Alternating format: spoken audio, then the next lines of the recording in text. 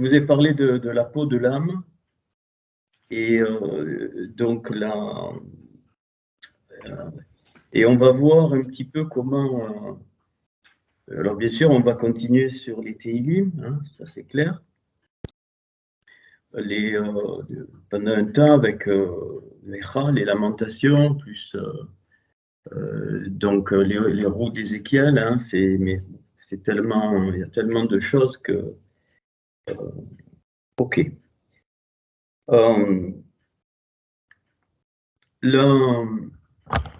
Alors, je vais commencer comme ça. Je crois que j'ai montré la dernière fois, je ne sais pas si j'en ai parlé, dans Genèse 3, 21. Donc, il est dit que, vous savez, donc, avant, ils ont fait avec les feuilles de figue, après la chute, ils ont fait des rebrottes, des ceintures. Et donc, le mot, c'est 611, donc, qui fait la valeur de la Torah. Et en fait, ils ont fait une Torah, bien sûr qu'ils avaient une grande connaissance à ce moment-là, et donc ils ont fait une Torah, mais avec ce qu'ils connaissaient. Donc, et puis, donc Bereshit 3, verset 21, est un verset clé, fondamental, parce que c'est à ce moment-là que Hachem, alors je ne vais pas donc, développer, mais que Hachem, on va en parler, il leur fait des tuniques de peau, des kétanot or, et donc on va montrer donc certaines choses.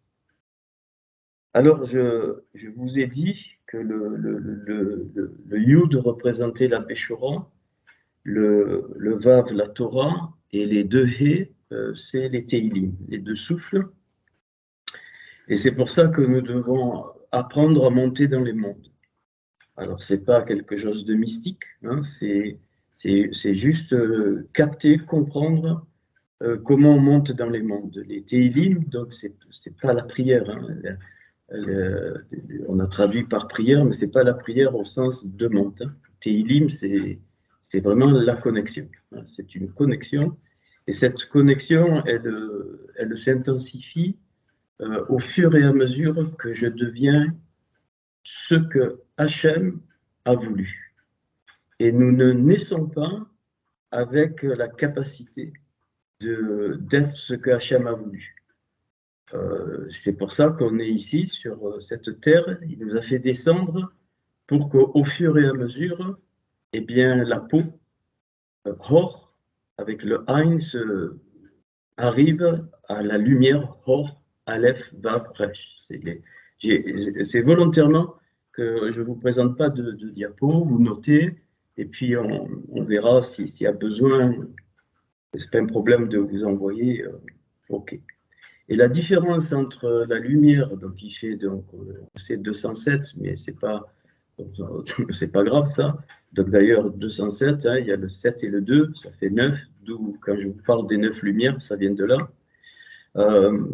Et donc on descend jusqu'à Hor, la peau. Et entre le Haïn et le Aleph, il y a une différence de 69. Et donc 69, c'est Bébina, c'est-à-dire dans la Bina.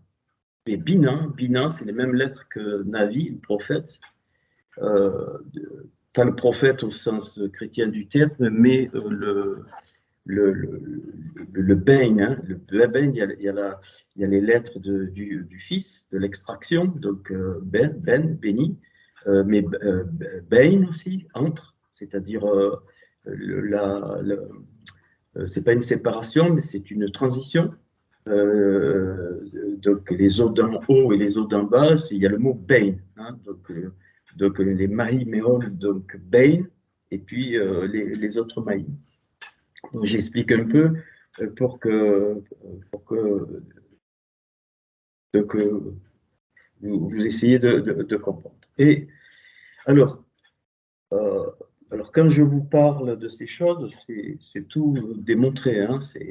Après, je ne peux pas tout vous montrer. Bon, j'en fais pas mal, je crois. Et puis, après, peut-être ça fait une foule de choses dans votre tête. Et, et donc, bon, ça sert à rien non plus de... OK. Alors, euh, on va voir que, en fait, l'arche de Noé est un petit épalalou. Euh, Quand il construit l'arche, c'est un petit épalalou et donc il donne des clés pour monter. Et c'est pour ça que le seul endroit, quand il lui dit construis une arche à noir, donc noir, il faut le savoir, ça fait 58, tu inverses noir, c'est chen, c'est la faveur. On a traduit par grâce, chen. Donc, c'est le seul endroit où l'arche, alors le mot arche s'écrit teva, tav, bet, he, donc ça fait 407. Et il y a un seul endroit, c'est comme pareil pour la Torah, hein, il y a un seul, enfin, il y a des endroits où dans un psaume en particulier, donc on dit Torah. On a rajouté un tav, donc tav, vav, resh, tav. Donc c'est les deux tav hein, qui ont le mot Torah, quand certains traduisent par les lois au pluriel ou la loi. Mais le mot, il devient He Torah, c'est-à-dire elle est soufflée. La Torah, elle est fermée, hein, et quand on met le He, donc il est soufflé. Là, c'est pareil, il lui dit fais une arche, et quand il dit fais l'arche, il dit Tevat. Tav, Bet, Tav. Ok. Le premier Tav, c'est Torah. Tav, Vav, Resh, et. Le Bet de l'arche, Tevat, le Bet, c'est Beshora. Bet, alors, Shora, c'est pareil que Torah, sauf que tu changes le Tav en Shin. C'est pour ça que quand Abel a été tué par Caïn, je vous signale que Caïn, c'est la même racine que Ken, le Ni, et que ça fait 150. Donc il y a 150 psaumes. OK. Eh bien, ils ont eu l'enfant de remplacement. Bien sûr, ça c'est l'histoire, mais on va. Et cet enfant, pas de remplacement, de changement, enfin, de remplacement, c'est pas une substitution. C'est-à-dire que les deux vont ensemble et ils s'appellent Seth, Shin et Tav. C'est-à-dire que, je vous livre ce que moi j'ai compris, hein. Vous trouverez ça nulle part.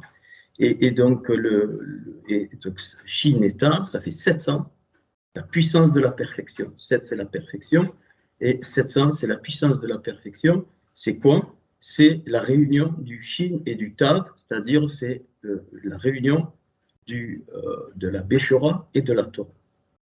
OK. Et le dernier Tav, donc Tevat, Tav, Bet, Tav, donc Torah, Beshora, OK. Et le dernier Tav, Teilim, les psaumes. Teilim, c'est le dernier Tav. Déjà là, tu as le magnifique, le signe de la Tevat. La Tevat, donc ça va être, donc le Tav, c'est une marque, donc Tevat, c'est donc la marque dans la maison, le Bet, dans la maison de la marque. J'explique, enfin j'explique. Donc le premier Tav, c'est le plus bas niveau. Donc le plus bas niveau, donc j'ai mis les Teilim, et les Teilim nous aident à monter dans la maison. Dans la maison de quoi? De la Béchora. La Béchora, c'est-à-dire la bonne nouvelle, enfin, ce qui a été accompli, mais on ne peut pas le séparer du Tav de la Torah. Et c'est pour ça que donc Tav et Bet, c'est Tav, donc ça fait 402, hein, et donc ces deux tables donc, sont les ingrédients pour monter. Pour monter. Donc le premier table, c'est au niveau de la nefesh, c'est le plus bas niveau. Okay. Et le deuxième tav, c'est au niveau de la neshama. C'est ce que j'ai compris. Hein.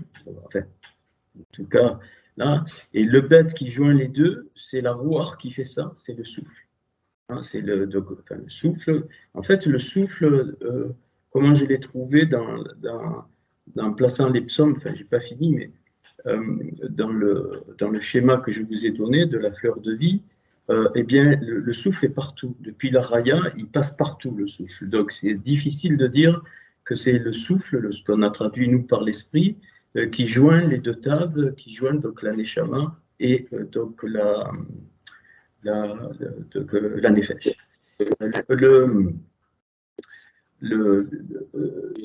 Alors, donc, ça veut dire quoi? Et c'est pour ça que les choses mauvaises, pardon, les souffles mauvais qu'on a traduits par démons, eh bien, les choses se passent par le souffle, toujours. Parce que le tav de la neshama, même s'il est ondulé, même s'il est, comment dire, à cause de la chute, il est déformé, je vous l'ai montré avec le schéma, mais un mauvais souffle ne va pas dans la neshama. Il la pousse, il la déforme, et un mauvais souffle ne va pas dans la nefesh. Hein, il est entre les deux. Il faut bien comprendre ça. Et pourquoi, quand Yeshua il a jeté les mauvais souffles et qui sont allés dans les ports, pourquoi ils sont allés dans les ports? Parce que les animaux n'ont pas de neshama. Donc, ils ne peuvent pas avoir de protection. Ça, Hachem, il a fait comme ça, de protection volontaire, ce qui fait la différence donc, avec l'être adamique. Et ça va beaucoup nous aider à sortir de ce qu'on a connu dans les milieux religieux. Je suis attaqué, Satan il m'attaque. Je vous demande d'arrêter ça. Je l'ai déjà démontré. Hein, s'il n'y avait pas de protection, et la peau est une protection, tu serais complètement détruit. Donc déjà, donc cette arche, pour moi, en tout cas, c'est une partie de lumière là-dessus. Et il y a la paracha de Noach, Bereshit 6, verset 19, c'est une paracha qui s'appelle Noach, Noé, et qui finit donc en Genèse 11, 32. Bereshit 11, 32. Magnifique. Elle comprend pile 153 versets. D'où les 153 poissons dont Yeshua parle. Bien sûr on verra au fur et à mesure les significations, ce qu'on apprend. En tout cas, je ne prétends pas tout donner, c'est trop grand, hein, c'est trop colossal, on peut s'y perdre. C'est la paracha de Noé. Donc 153 est un nombre. La magnifique, le mot qui a la plus petite valeur numérique, pardon, le verset qui a les versets qui ont la plus petite valeur numérique de tout le Tanakh, tous les 39 livres, eh bien il n'y en a qu'un, et il vaut 153. Tu ne peux pas trouver plus petit, et il n'y a qu'un seul verset qui est au minimum, c'est le 153, il vaut 153. Donc non seulement c'est la valeur la plus petite, mais c'est la seule. Et donc, et ce verset, c'est Esdras, chapitre 10, verset 35. Où il y a 3 noms qui sont donnés. Hein, les généalogies, maintenant, tu les vois d'une autre façon, parce que toutes les généalogies, c'est pour ça que beaucoup de choses tombent dans Chronique, par exemple, fils de machin, ainsi de suite. Il y a une série partout, hein, partout, et on apprend des choses. Et là, dans Esdras 10, 35, qui vaut donc 153, donc on va le voir, il dit donc Benaya, donc le fils de Ya, Benaya, fils de Ya, mais qu'on peut aussi traduire Banim, c'est construire, fonder, Hein, donc Ya qui fonde, c'est le nom, donc il fait 67. 67, c'est la Bina. Donc, Benaya, tu inverses deux lettres, c'est la Bina, c'est-à-dire le discernement, l'intelligence des choses que je vous ai appris. Puis, Badia, deuxième nom, qui fait 21, et qui est au service de Ya. Badia, mais aussi, le mot Bad, c'est le Badchesh, c'est le féminin. Donc, et c'est aussi les Vado, c'est l'unique, c'est-à-dire il n'y en a pas d'autres comme ça. Donc Badia, le deuxième nom, m'apprend que eh bien, le 21 qui est Eye, le je suis, il n'y en a pas d'autre, il n'y en a qu'un seul, ça vient de Ya. Et enfin, le dernier mot, c'est donc Kelia, qui fait 65, donc qui sont les mêmes lettres qu'Akeli, le vase, hein, pareil, donc tu inverses, enfin tu déplaces les lettres, et qui fait 65. 65 plus 21 plus 67, ça fait 153. Donc, et puis il y a une petite note dans le texte massorétique qui te dit que Kélia, alors qui veut dire, pardon, j'ai le Kol, le He et le Yud, ils sont inversés, donc c'est pas Ya, mais c'est Aï. Bien sûr, on peut mettre Ya. Mais ça veut dire quoi? Ça veut dire mon, et Kalla, bien sûr, c'est l'épouse, mais c'est mon accomplissement. Donc l'épouse est l'accomplissement c'est l'accomplissement de la réparation. C'est clair, et 153, donc, qui est un nombre triangulaire, mais pas, hein, c'est 1 plus 2 jusqu'à 17. Donc le 17, c'est le Tov, ça fait 153. Donc, c'est le signe, c'est l'épouse. Mais l'épouse, pas au sens où tu vas te marier. Hein, donc l'épouse, c'est le vase, hein, le vase général. OK. Et donc, donc l'autre orthographe, et donc c'est Kilou, c'est-à-dire, alors c'est le même mot, c'est-à-dire le kaf, le lamed, tu peux le voir dans Esdras, le he et le yud, et entre le kal et le he et le yud, tu rajoutes le vav. Il y a le vav, donc ils mettent voilà, juste une petite note, mais sans rien. Hein. Okay. Et là, j'ai compris. Pourquoi ils rajoutent le vav, enfin, le vav, donc, donc il y a déjà le tout de ya, OK, et on obtient comme lettre, donc en plus du kol, donc le kaf, le lamed, le vav, le he et le yud, donc il y a le vav, le he et le yud. Le vav, c'est la Torah, le he, c'est les Teilim, c'est OK, et le yud, c'est la Béchor. Donc, et mon accomplissement, ça ne peut se faire que comme ça. Et donc, c'est pour ça qu'il y a 153 versets dans la paracha de Noir, qui est centrée sur l'arche, sur toute une reconstruction de la nouvelle humanité, ainsi de suite. Évidemment, je ne peux pas tout faire. Si on fait, il faut des années. Hein. Juste, je vous donne un petit peu donc ce que j'ai compris. Et là, on va,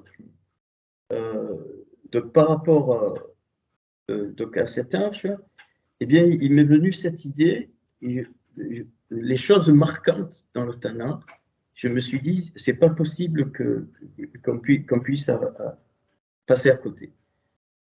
Les personnages marquants centraux, ça a été Moshe, David et Élie. Moshe représente donc la Torah, clair. David représente les psaumes, Tehillim. Et Elia, alors j'ai réfléchi et puis j'ai trouvé. Donc, pourquoi je suis venu à Elia? Bien parce que les prophètes, il y a les 21, il y a les petits, on s'en fout, ils ne sont pas petits, c'est pas ça. Après, avant, on connaît. Hein. Et donc, il y a les livres prophétiques qui sont Roi, Samuel, ainsi de suite, Josué, donc juges sont considérés comme prophétiques, plus les 3 grands prophètes. Et je me suis dit, donc ces trois grands prophètes, ils sont marquants. Et donc c'est comme Moshe, David et Élia. Alors, je suis allé voir, ça. Alors, si je prends les prophètes, donc Yeshaïa, donc le salut de Yah, valeur, je vois pas bien, 401. Une autre, je vais doucement exprès, 401. C'est mieux comme ça, parce que quand j'expose, je vais trop vite. Yirmaïou, désigné par l'Éternel, qui est Jérémie, désigné par Yah, 271. Et Raskel, enfin Yerskel, donc Razak, c'est être fortifié. Donc c'est Hachem, enfin Hel qui fortifie. Les autres, c'est Yah, parce que c'est la grâce, et lui, Raskel, Ézéchiel, c'est Elle, c'est la rigueur de Hachem. 156. 401 plus 271 plus 156, ça fait 828. Et là j'ai compris, et donc, tu rajoutes Élia, mais sans son va, c'est-à-dire, il est présenté dans le roi 17, Eliaou, lui, mon Dieu, et puis, c'est unique, roi 2, tout le premier, avant qu'il parte, juste avant qu'il parte, avant le chapitre 2 de 2 rois, le Vav est enlevé. Donc c'est le Vav de la Torah, évidemment, et il devient Élia.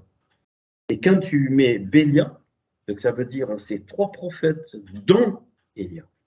Donc je redis, donc le salut de l'Éternel, désigné de l'Éternel, et la force de Hachem fortifie, elle, donc fortifie. Donc Yahou, Yirmaïou et Yerskel. Ok.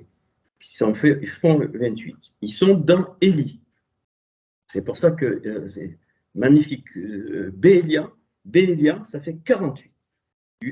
828 et 48, je vais doucement, ça fait 876, exactement la valeur des Tanot, la tunique, les tuniques que Hachem a fait pour qu'ils soient protégés après la chute.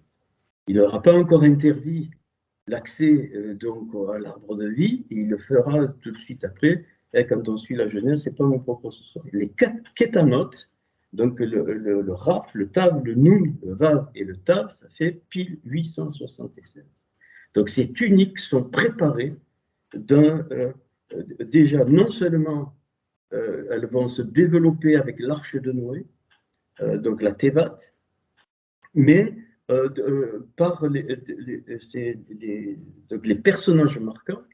Et ces personnages marquants, donc les trois prophètes, parce que j'ai dit, mais lequel est le plus, c'est lequel? C'est Jérémie, et ainsi de suite. Puis d'un coup, j'ai compris que c'était Eliaou, c'est pour ça que c'était Elia. Il perd le Vav. Regardez, Eliaou, Yud et Vav. Béchora, Teilim, le He et le Vav, la Torah. La Torah est accomplie, donc le Vav est enlevé, il reste le Yud et le He, c'est-à-dire le souffle d'en haut, puisqu'il y a les deux, donc il va partir. C'est pour ça qu'il est parti, Élie. Donc il devient Élia. Juste avant son départ, il devient Élia, et puis au moment de partir, le Vav revient. C'est l'accomplissement. Alors, regardez ça, Moshe, excusez-moi. Donc ça, c'est pour ça que j'ai mis donc Elia comme personnage marquant. Donc je répète, donc Moshe, David et donc Eliaou. Ok. Alors, vous allez peut-être en train de vous dire, bon, ok. Maintenant, Kélaouia, donc mon accomplissement ou le vase de l'épouse, la valeur, c'est pile 71. 71, c'est la valeur numérique de quoi? De Yona, la colonne. Yona, Yud, Vav, Nun et He. On a encore dans Yona le Yud de la Béchora donc le Vav de la Torah, le Nun et le He, c'est-à-dire le He final, ça représente les psaumes, et dans le texte de Noir, c'est Hayona. Donc le Hayona, Yona est encadré par deux He, et deux souffles qui montent, un qui monte et l'autre qui descend. Ça correspond, donc je vais en parler peut-être, donc à l'échelle de Yaakov. Donc rien n'est gratuit. Alors, donc ça c'est donc c'est un petit peu donc comme une introduction, enfin une introduction. Ok. Or, j'ai compris quelque chose, c'est que pourquoi, enfin c'est une partie, j'ai déjà donné quelque chose, et pourquoi à un moment donné, Yeshua, qui apparaît Moshe et Eliaou. Clair? Mais il est toujours dit, il est toujours appelé Ben David. Yeshua est toujours appelé Ben David, fils de David, hein, quand il y a même au niveau de l'histoire. Donc David est dans Yeshua. Alors, j'ai compris, alors ben, on écrit. Donc, comment vous allez comprendre, donc, sur le montant de la transfiguration, David est à l'intérieur de Yeshua. Parce que Yeshua, il est Ben David. C'est l'extraction donc, de David, donc de la royauté. Et donc, on le sait maintenant, c'est la réduction du Adam Kadmon, je n'y reviens pas, hein, on va rester tranquille. Et donc, j'ai écrit le centre, quoi? Beyad Yeshua, donc Avad Ben David. Qu'est-ce que je dis là-bas? Je n'invente pas. Hein, c'est une expression hébraïque qui veut dire donc par le moyen, Beyad avec la main donc, par le moyen de Yeshua, donc Avad, l'unique, je l'ai mentionné tout à l'heure, donc Bédia, c'est unique. Il n'y a qu'un seul verset qui fait 153, il n'y en a pas d'autre. Donc Ben David. Et donc j'ai rajouté quoi? Améler. Parce qu'on dit David Améler, roi David. Donc, Beyad Yeshua, donc Abad, donc Ben David Améler. C'est-à-dire, donc, par le moyen de Yeshua, oublier l'homme chrétien, hein, je ne parle pas de ça là, ok, je le redis, voilà. Donc, l'extraction de Ben David, le roi, donc Améler. Si vous faites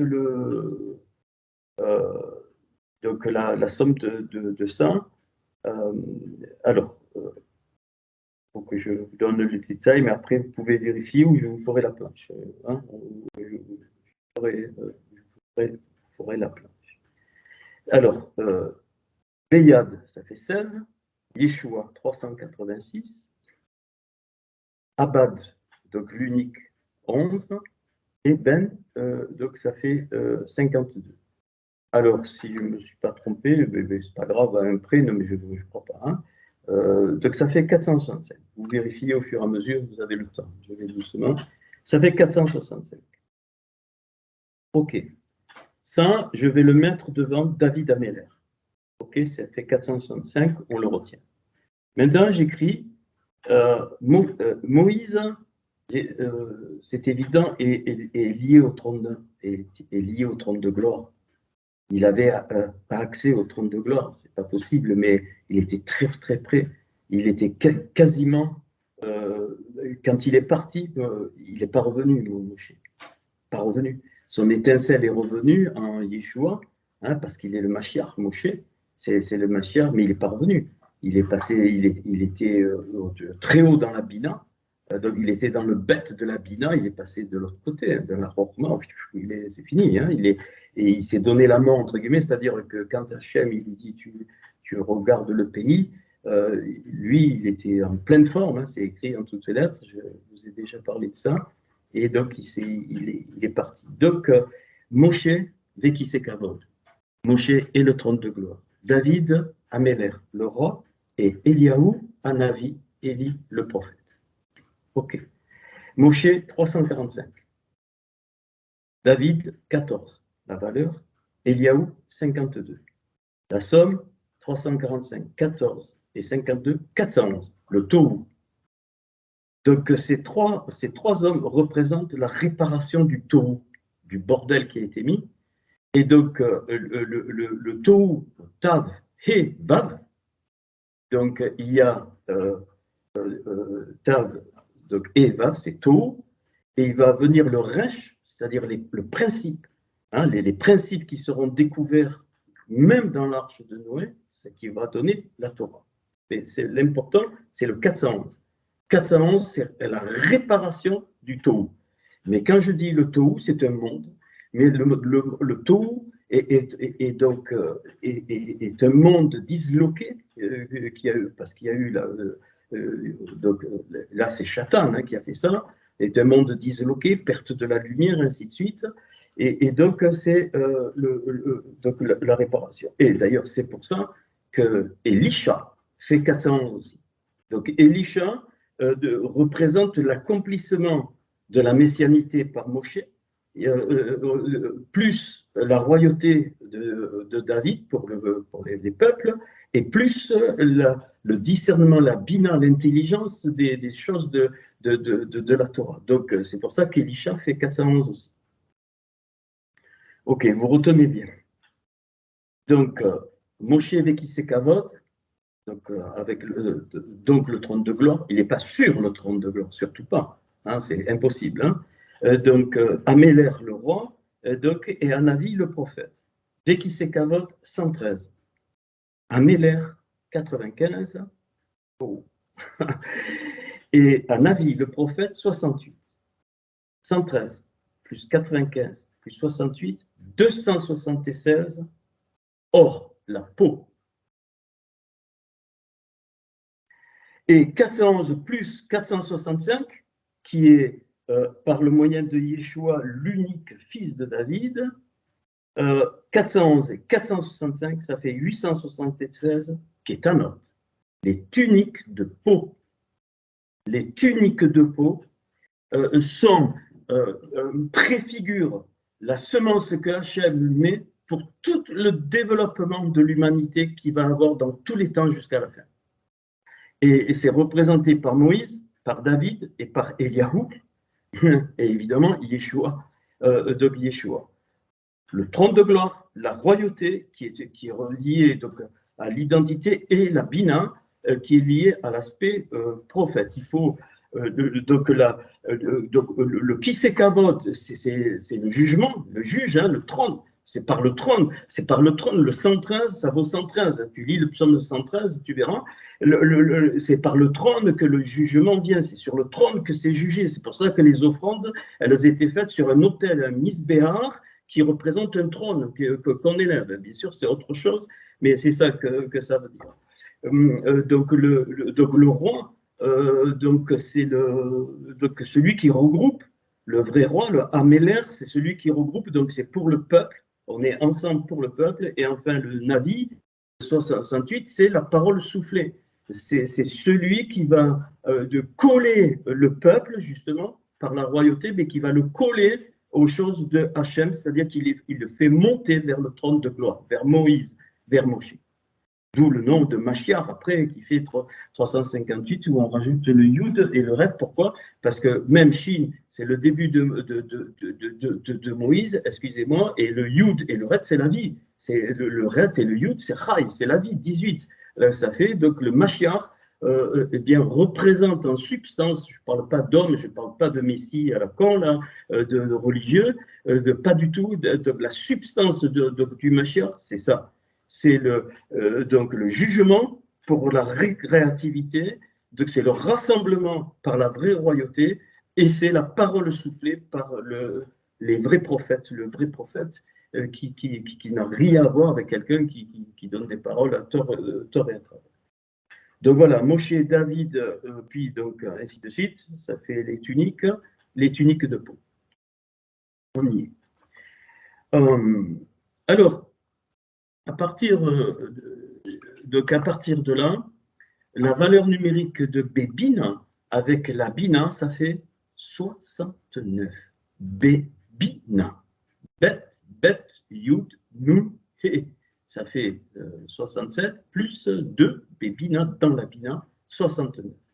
Et c'est pour ça que tout ce qui est donné là, bien sûr, je ne peux pas tout expliquer, mais, parce que je n'ai pas tout compris non plus, mais eh bien, le but et l'histoire de l'humanité, enfin, toute l'histoire, des peuples, des nations, de tout le monde, des individus, évidemment, parce que sans individus, il ne peut pas y avoir un peuple, hein, eh bien, ça va être de remonter de la peau, Hor, Ain, Vav, Resh, jusqu'où?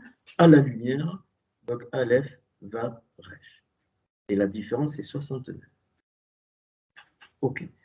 Donc, ces trois personnages, Moshe, David et Eliaou, et leur fonction, et évidemment Yeshua, il ne faut pas l'oublier, qui est au centre. Hein. C'est pour ça que sur la transfiguration, il est dit que c'était plus blanc que le rayonnement du soleil, hein, les habits. C'est ça qu'il nous dit. Hein, donc évidemment, il ne nous l'explique pas. Il s'est entretenu. J'ai une énorme souffrance parce que je n'ai pas la Bémécoa originale. C'est vraiment, des fois, je pleure. Hein. Parce que c'est pas comme la Torah. La Torah, tu es sûr, tu ne touches pas le texte massorétique, tu veux rien, tu es certain. La Béchora, c'est, ben, voilà. Et donc, bien sûr que je démontre que c'est bon, mais je ne peux pas avoir la sécurité. Mais par contre, donc c'est très clair. Hein, donc, j'ai compris cette histoire de la transfiguration, c'est ça. Et l'histoire de la transfiguration, et c'est pour ça qu'il parle des 153 poissons. Il est en train de dire, il y a les 153 poissons, tu regardes dans la paracha de Noir, entre guillemets, c'est moi qui le dis, mais et tu apprends, j'ai déjà parlé des 9 lumières dans l'eau, la pêche miraculeuse qui n'a rien à voir avec une pêche, et donc il nous renvoie à Moïse et Élie. Moïse et Élie, et donc tout ça, eh bien ça nous renvoie donc juge, donc au prophète et le centre au roi, dans le sens que je l'ai expliqué. Et donc, quand je remonte donc du Aïn, au Aleph, il y a 15. C'est pour ça qu'il y a 15 psaumes démontés. À Mahalot, il y en a 15. Et il y en a qu'un, évidemment, qui dit les Mahalot pour monter. Ok. Donc, il y en a 14 en fait, 14 possibles pour nous. C'est pour ça que les Mahalot, c'est pour monter, il est à part, c'est le plus fort, c'est très fort, 121, 11 au carré. C'est la réparation totale. Et quand tu arrives au bête à la deuxième lettre, c'est comme Moïse, hein, tu ne reviens pas. C'est le dernier Gilgoul. Je n'ai pas dit qu'il y avait 14 Gilgoul, hein, pas du tout. C'est un symbole. 14, c'est la royauté, c'est David, Dalet, Vav, Dalet, c'est David. Et donc, toute notre vie, écoutez bien, comme c'est tout imbriqué l'un dans l'autre et c'est très holistique, toute notre vie symboliquement, c'est d'aller de la peau à la lumière. Mais c'est pas fini, parce que après, si c'est pas suffisant, tu reviens, ou tu reviens pas, ou tu vas dans un autre monde, et maintenant tu comprends les Gilgoul. Et les Gilgoul, donc c'est, eh bien oui, eh bien il y en a qui sont encore au Aïn, il y en a d'autres qui sont au Samer, il y en a d'autres qui sont au Nous, on ne sait pas dans notre vie. Et la dernière vie que tu auras, que tu auras possible de vivre, c'est le bête. Le bête. Et donc, qu'est-ce que j'ai fait? Je suis parti de peau, Aïn, Vav, Resh, la peau, or. Après, avec le Samer, sort, Samer, Vav, Resh, et ainsi de suite, et tu montes. Je ne vous le donne pas ce soir parce que j'ai pas fini. Juste ce que je peux vous donner, c'est juste avant la lumière, or, tu obtiens bord. Et donc, bord, c'est le puits, BR, la cité, le puits profond, mais qui veut dire l'explication définitive, totale. La compréhension définitive totale, c'est ce qu'avait Moshe. Hein, il était au trône de gloire et il était arrivé jusqu'à ce niveau. C'est pour ça qu'il ne pouvait même pas sortir. Il était obligé de mettre un kissout. Kissout, le voile, kissout, c'est la même racine que le trône. Qui c'est kissout.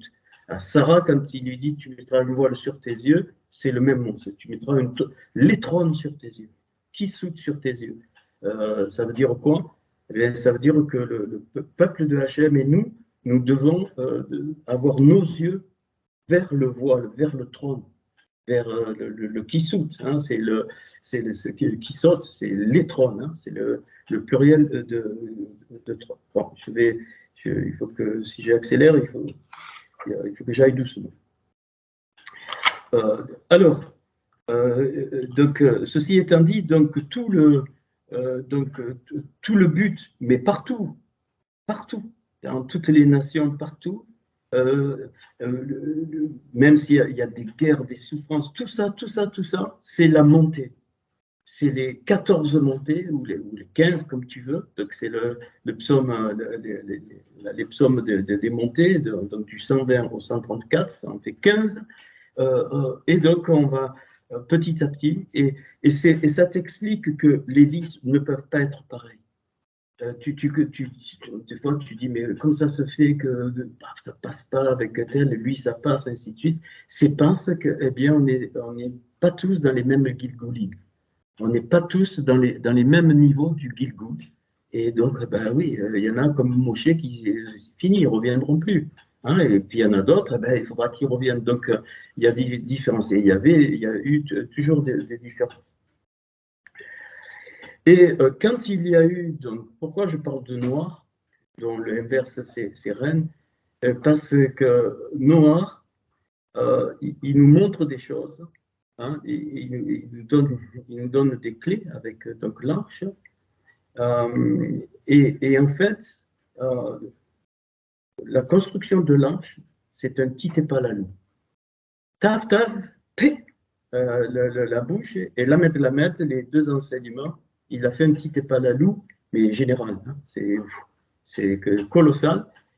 Et donc, voilà pourquoi, quand il lui dit de construire l'arche, c'est pas Teva avec un He, c'est Tevat avec un Ta. Donc, voilà pour les 150. Alors,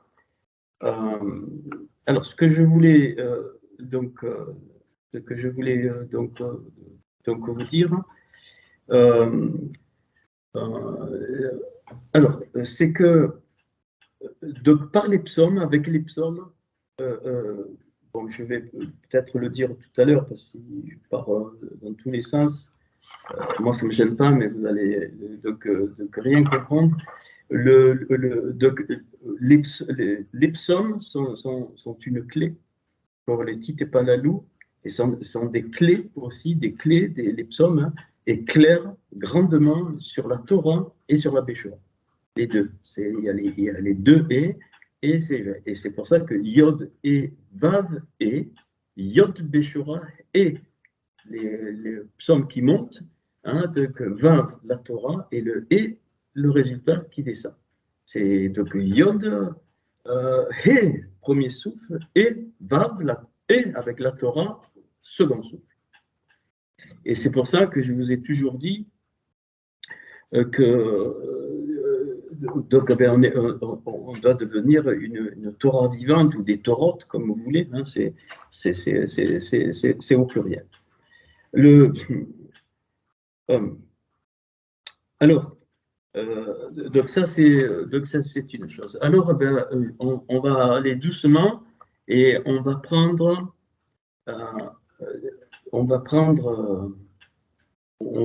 ce texte de Noir.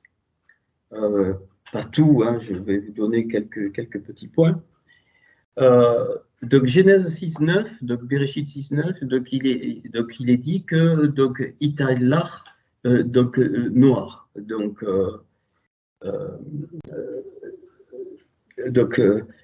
qui veut dire donc que Noé donc a marché, hein, donc a marché avec Dieu, enfin donc allez, le halach là ici c'est donc marché. Eh bien magnifique. Magnifique. Le mot donc alors on peut le prendre, hein, c'est Genèse 6.9, ceux qui ont la Torah sous les yeux. Donc, eh bien, le hé, le tav, le hé et le lamed du début de italer, ça veut dire toi, toi, italer, le red, c'est toi. Eh bien, ça fait 440, donc qui est pas très loin de la vérité, c'est 441, mais c'est surtout Tehila, Tehila, le psaume.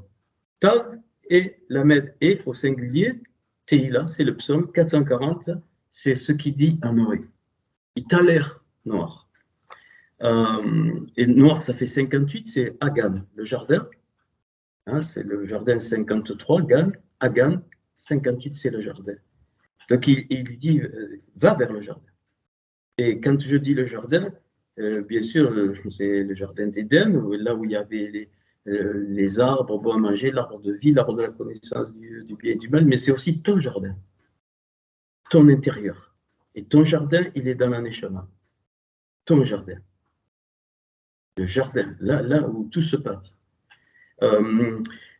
Et donc, comme par hasard, eh bien, cette expression, donc totale, fait 518. 518, c'est Abéchora. Donc, dès le départ, on le voit dans Bereshit. Dans Bereshit, il y a, je vous sors, la Béchora, mais ce n'est pas dans le sens chrétien. Oubliez les évangiles, hein, dans le sens chrétien, oubliez ça. Mais la Béchora, c'est la nouvelle accomplie, hein, c'est la Torah accomplie, c'est la Torah finie. Donc voilà. Puis il est dit, toujours dans ce Genèse 6.9, donc il est dit, « Elle est toldot noir ». Elle est, voici, hein, voici, qui est un peu la même... bon, okay, je ne vais pas m'attarder là. Donc, voici les générations, toldot, les générations. Les générations de quoi? De reine, noir. Tu l'inverses, ça fait reine. Les générations de la grâce. Mais les générations de la grâce, ce n'est pas les chrétiens. Hein. Les générations de la grâce, c'est tous les êtres adamiques qui ont suivi la Torah et qui ont vécu cette connexion magnifique, parfois même sans le savoir. Et donc ils disent, qu'est-ce que ça veut dire, donc, et les toldot noirs? Eh bien, ça veut dire, regarde de ce qui va rester dans l'arche, et tu vas comprendre la suite de l'histoire de l'humanité. Noir aura trois fils, Sem, Ham et Yafet. Hein, donc Sem, c'est le nom, Shem, c'est le nom, hein, qu'on a dit par sémite, Ham, c'est la chaleur, c'est le vivant, et Yafet, c'est l'intelligence. Donc là, tu as les trois, hein, tu as les trois symboles de la Neshama par Sem, de la Nefesh par Ham, la chaleur, et le souffle roi par Yafet, qui veut dire beauté. Ok. Toujours dans ce Genèse 6.9, il est dit Noach Ish Tzadik. Noé était Noé, homme, donc juste. Et donc, juste, ça, il faut le voir, ça vaut 204, c'est d'or, c'est la génération.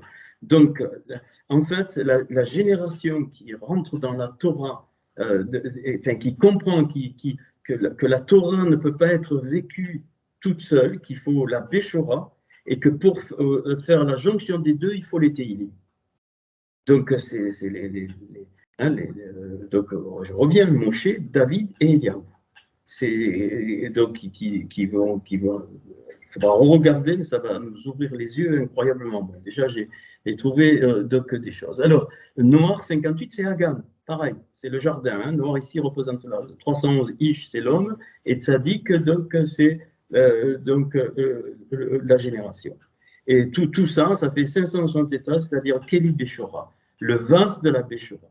Tous les êtres humains ont un vase préparé pour la Torah et on va se préparer, excusez-moi, pour que quand je pars de la peau et qu'elle se raffine pour arriver à la lumière, bien juste avant d'arriver à la lumière, c'est pour ça qu'il s'est bord et bête, la Béchora commence par bête.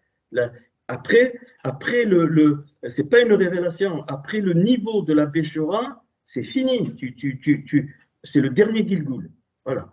Et c'est pour ça qu'il est dit qu'un jour, donc les Juifs, ils reconnaîtront, hein, ils reconnaîtront, alors pas tout ce que vous savez, mais c'est-à-dire que c'est ça, ils sauront qu'à un moment donné, donc tout est éprouvé, même nous, pour arriver à ce bête, parce qu'au moment où j'arrive, bête, c'est la maison. La maison, je ne reviens pas. Il y a plusieurs demeures dans la maison de mon père. Ça veut dire quoi? Toutes les demeures, c'est la maison. Et on rentre dans notre demeure. Quand on passe de l'autre côté, qu'on rentre dans la lumière, on rentre dans notre demeure. Ça ne veut pas dire qu'on ne fait plus rien que de non. On ne sait pas. On ne sait pas. Personne ne connaît. Hein, personne ne sait ce qui se passe après. Mais ce que je sais, c'est que on continue. Hein. C'est pas comme ici, mais on continue. C'est bon. Je ne sais pas si je vais donc arriver ce soir. Donc, et puis, toujours ce Genèse 6, verset 9, donc, il nous est dit Tamim Aya, donc Bedoratai. C'est-à-dire qu'en parlant de Noé, il était un Tamim, c'est-à-dire quelqu'un d'intègre, hein, de droit, Tamim, plein, complet, Tamim. Donc, Aya était donc dans sa génération. Dans sa génération, 622. 622, tu as compris? Péqueter, dans la couronne. C'est-à-dire que dans sa génération, donc Noé a été celui qui est arrivé au niveau de la couronne. Et il n'est pas revenu, non. Hein. Ça, j'en suis quasiment sûr. Et Tamim intègre 490 la valeur de Athéili, les psaumes. Incroyable. C'est-à-dire que si tu te dispenses des psaumes, ben, pas dans une première lecture, dans le sens profond, 490, c'est 10 fois 49, c'est 10 fois 7 au carré. Donc c'est Tamim, c'est donc la perfection. Tu ne peux pas, si tu te dispenses du souffle montant et du souffle descendant des psaumes, il est impossible de réunir la Torah et la Béchora, non seulement en toi, mais autour de toi. Donc, c'est pas une option. La Torah n'est pas une option, les psaumes ne sont pas une option, et la Béchora n'est pas une option. Quand on la connaît, évidemment. Et donc, 622, Aya, ça fait 20. OK, et donc, je l'ai dit, donc les Tamim, 490, pardon. Maintenant, si je prends donc le Aya Bedorera, c'est-à-dire il était dans sa génération, ça fait, excusez-moi, donc avec le bet, donc le bet, ce qui veut dire dans couronne, eh bien, qu'est-ce que j'obtiens avec le bet, puisqu'il faut mettre dans, j'obtiens 644. 644, c'est Gal Torah. C'est le dévoilement de la Torah, mais c'est aussi Sulam Béchora, l'échelle de la Béchora. Donc, je te dis que les psaumes sont le dévoilement de la Torah et sont l'échelle qui te permet d'accéder, de monter vers la Béchora. C'est voilà. Et c'est pour ça que la Torah est cachée. Et c'est ce que j'ai trouvé, mais que je vous livre là. Donc, Abad Shesh, le fin lin, c'est 611, c'est la Torah. Donc, Abad, à part, hein, Abad, ça fait 11, et Shesh, ça fait 600, et qui veut dire aussi, c'est pareil qu'une colonne de marbre, c'est la même chose. Donc, la Torah est une colonne de marbre, et donc, la Torah, elle est cachée. Pourquoi? Parce que la valeur de Torah dans la Torah, ça fait 613, 611 plus 2, 613, et c'est pour ça qu'il y a 613 mitzvot, 613 commandements, mais c'est aussi Gad Bad Shesh, c'est-à-dire le poisson de Finlay. Un poisson est caché, tu ne le vois pas. Un oiseau, tu le vois. Un poisson, tu ne le vois pas, il faut aller sous l'eau. Donc, et voilà pourquoi, et les psaumes vont permettre d'aller sous l'eau et de dévoiler ce que la Torah nous dit. Ok. Le 513 de la Péchora, c'est Béouf, excusez-moi, Béouf, Messie. Messie, même Shin Yud, c'est le début de Mashiach, évidemment, il n'y a pas le reste. Messie, c'est la soie. Donc, nous avons deux choses. On a le poisson de fin lin, qui est caché dans l'eau, dans la Torah, et l'oiseau Béouf, Messie, l'oiseau de soie. Retenez, c'est tellement beau, c'est poétique, on peut le mettre en musique. Donc, l'oiseau de soie, tu le vois, mais il te faut une échelle pour monter. Donc, et c'est pour ça que Yaakov, il connaissait la Torah, entre guillemets, parce qu'il est juif, hein, le talon, et quel, c'est le talon, il a le talon sur la terre, c'est Eretz, c'est la terre, Israël, ok, mais le peuple des cieux, qui sont représentés par l'ensemble des goïms, y compris avec Israël, il est en haut, c'est un oiseau, et donc, Yaakov, c'est pour ça qu'il a ce songe. Et Jacob, il comprend quelque chose et il voit les anges. Il n'est pas dit qu'ils descendaient, qu'ils montaient, qu'ils descendaient. Donc, lui aussi, il a fait un petit épalalou, mais avec les montées. Les psaumes n'avaient pas été écrits encore de Jacob, mais ça préfigure. Et il dit Soulam, c'est l'échelle de Jacob, la Soulam.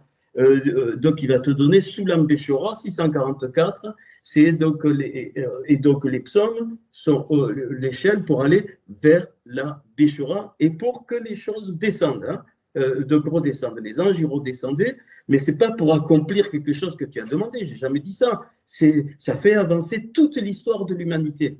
Tout, absolument, tout.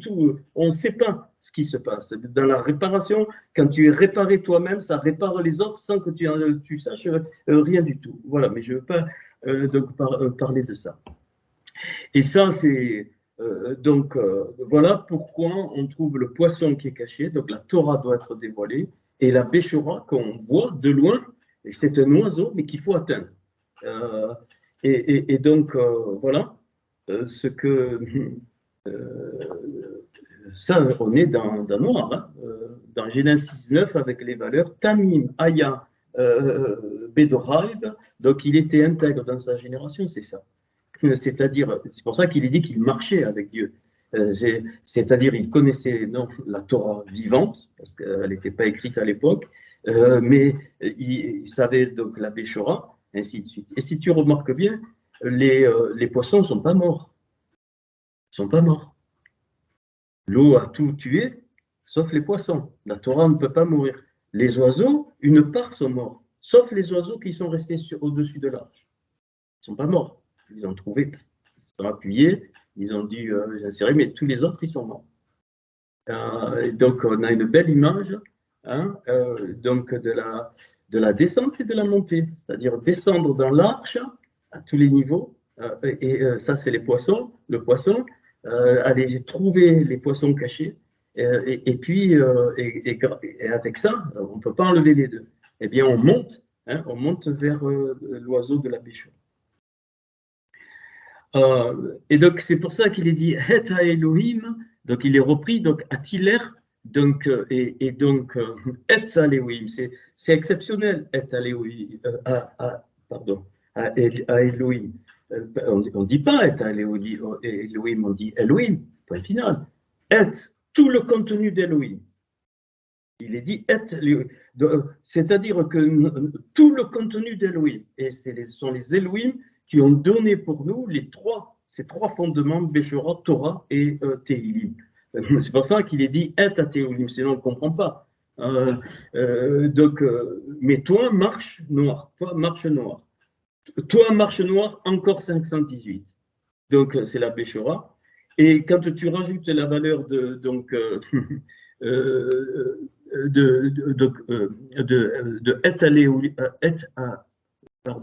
Ha Elohim,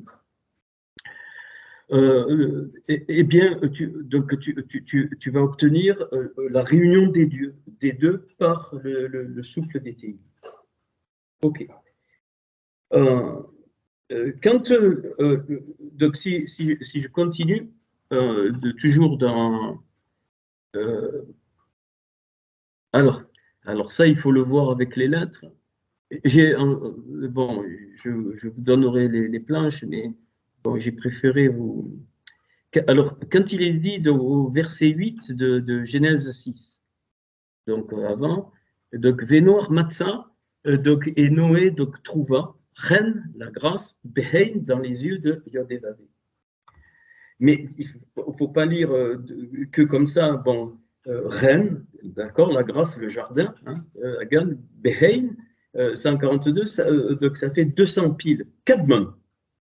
C'est-à-dire qu'il trouva grâce, il comprend qu'il est extrait du Kadmon de l'autre côté, donc de l'Est, ça fait 200. Et donc, et si je retraduis, bien aimé, alors peut-être j'explique mal, mais tant pis, hein, vous débrouillez. Et Bein Yod Evavé, pardon, Beini, Aini Yod Evavé, c'est-à-dire dans les yeux de Yod Evavé, ça veut dire quoi? Ça veut dire que Noé, donc dans cette grâce, il a trouvé qu'il fallait aller dans les yeux de Yod et Vav. Et les yeux de Yod et Vav, c'est quoi? Yod et Vav et Béchora, premier souffle, Torah, deuxième souffle. C'est pour ça que je vous ai... Donc, Noah, ce qu'il a fait, sans savoir, hein, il a joint la Torah et la Béchora par les deux souffles, le souffle montant et le souffle descendant. Ok. Et puis, il lui donne un ordre dans Genèse 6,14. Il dit, écoute, tu vas faire les...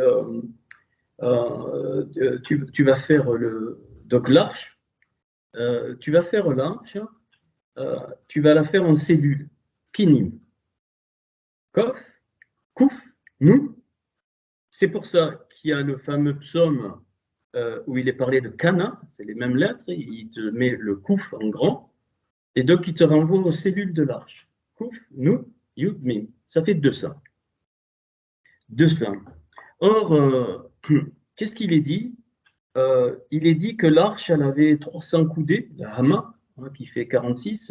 La hama, pourquoi 46? C'est une autre histoire, c'est 2 fois 23. Et dans la hama, dans la coudée, donc il y a le masculin et le féminin, mais pas matériel. Hein. 300, il lui dit 50 de largeur et 30 de hauteur. Bon, tu fais un petit calcul. Kenim, c'est cellules, ça fait 200. Donc, il y avait 200 cellules, entre guillemets, c'est symbolique, 200 cellules. Or, le volume de l'arche, donc il fait 300 que multiplie 50 que multiplie 30, 450 000. 450 000.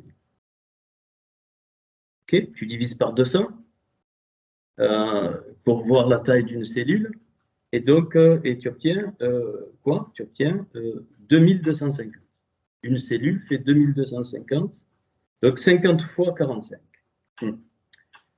Ça me plaît, 45, c'est Adam. 50, c'est la révélation qui me montre déjà l'épouse, hein, puisque Akala, c'est 55.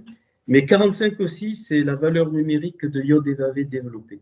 Quand tu écris le Yud, tu l'écris Yud, Vav, Dalet, donc ça fait 20. Le He, Aleph, ça fait 6. Le Vav, Vav, Aleph, Vav, ça fait 13. Et le He, ça fait encore 6. Et donc Yod et Vav, ça fait 45. C'est-à-dire que dans une cellule, donc il y a Yod et Vav. Donc nous avons été faits de partout dans notre âme sur la base de la Torah, de la Béchora et des Teilim. La petite. Et voilà que 2250, taille d'une cellule en coudée, à main, c'est 10 fois 15 au carré. Ok, tiens, 15 c'est Ya, mais c'est aussi les 15 psaumes de montée, mais c'est aussi 15 fois 150. 15 fois 150. Il y a 150 psaumes. 150 psaumes. Et 15, les 15 psaumes de montée, mais c'est aussi de Ya. Donc, au tout départ, avant même Noir, parce que déjà Noir, là, il y a une réparation, il rase tout. Hein. Bon, ça, c'est l'histoire, mais ça nous apprend autre chose. Donc, les petites cellules de constitution de toute la création étaient parfaites. Et alors, remarquable, donc ce 2250,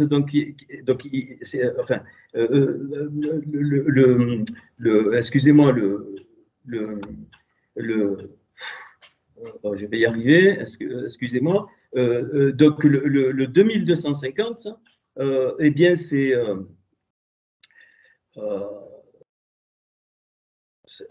excusez-moi, c'est 2250, excusez-moi, c'est 45 fois 50, d'accord? On est d'accord. Donc c'est 5 fois 450, excusez-moi, hein, parce que j'ai des notes un peu partout.